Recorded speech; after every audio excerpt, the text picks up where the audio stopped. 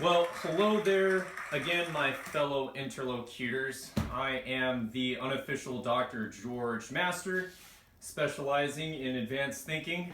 That's why I named the title of my thread, The Master of Advanced Thinking.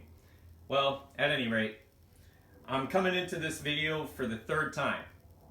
I'm starting to get frustrated. I'm about ready to take this phone, go take it to a school bus yard, turn on the school bus, and run it down. I should have got the bigger phone. I seem to be running out of a lot of memory with all of the videos I've been doing, so I just had to delete a bunch of crap.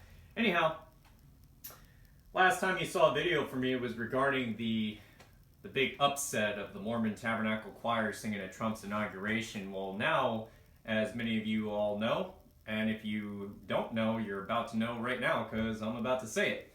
There's a lady in the Mormon Tabernacle Choir, well, formerly, a member of the Mormon Tabernacle Choir. Her name is Jan Chamberlain. I don't know her. I'm probably never going to know her.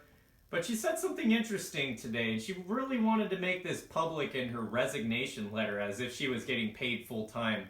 But whatever. Here's what she says.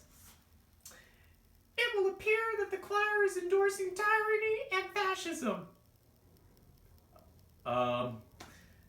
Tyranny and fascism? Do you even know what the heck those words mean? Shoot, I don't even know what the full extent of those words mean. And keep in mind, I live in Arizona, and the public schools here suck. Especially Gilbert Public Schools. You suck.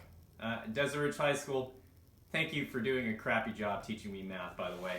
I've really had to work hard for the last 10 years to actually pass the math class I needed to pass for my college career. Anyhow, that's not why I'm doing this recording. Anybody who thinks that it's the choir's mission to endorse tyranny and fascism, maybe you ought to take a trip to Salt Lake and meet with the choir, their president, because I'm pretty sure he's going to tell you that is not the case. Go to the Mormon Tabernacle Choir website and try to find where it says they endorse tyranny and fascism. Jeez. You know, we've gotten to a point in society where I think there's just a little too much bias or anti-bias going on, however the heck you want to do it. Who gives a crap if you're singing for somebody you don't like? Just sing with the spirit of America in your mind. I think we've all forgotten what the spirit of America is like, especially with these last 8 years. We've become more of a divided society because of this administration that Barack insane Obama has created, him and his little guru squad in Washington. I was going to try to come up with some clever name for DC, but I can't think of anything right now. But I'm sure I'll have that posted on my site in the future. But what do you all think? Do you think it's right for her to come out like this?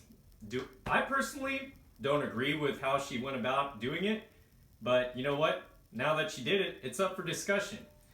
The choir is an unpaid, fully volunteer choir.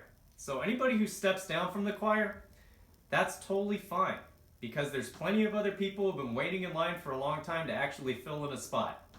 And guess what? I'll bet you they already filled that spot already. And if there's anybody else in the choir who's wishing to leave the choir because of the venue they'll be performing at, by all means, there will always be people to fill in the spots.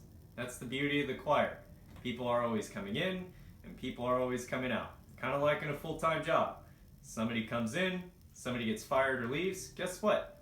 The employer fills that position. The only difference is one's paid and one's not. And I guess that's the beauty of being in an unpaid choir. So, if I were in the choir and Hillary Clinton was elected President of the United States and the choir was asked by the inauguration committee to sing in her venue, would I do what she did? No. I think it would be a great opportunity to sing in an inaugural event for any president of the United States. We just got to put these ridiculous biases off in the trash and just come together. That's what we're really all about. And I'm pretty sure that the Mormon Tabernacle Choirs singing at the inaugural event will create a spirit of unity because of how they sing American folk songs. Like, if you've never heard the Mormon Tabernacle Choir sing before, well, your minds are just about to be blown away because there's nobody that does it better than them, especially when it comes to American songs. Something that a lot of people seem to have forgot since they don't really teach those in schools anymore because it's It's offensive, man. Anyhow, I just kind of threw this together. Some of you might think I'm ridiculous, some of you might think I'm crazy. I am both. So I just saved you the trouble. Well, I'll leave it at that. If you want to comment on this, feel free to fill in the feed below with your quotes, criticisms, dislikes, whatever you want. Throw it at me, I could care less. But what I would like to say is that you try to keep the foul language on a minimum.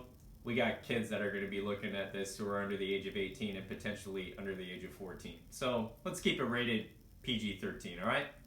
All right, well, I hope you're all having a great end of your year. I wish you all the best on a new year to try to hammer out the brand new kinks that are about to come your way and try to put together the puzzle that's about to get bigger on you. With that being said, I wish you all the best. Happy New Year.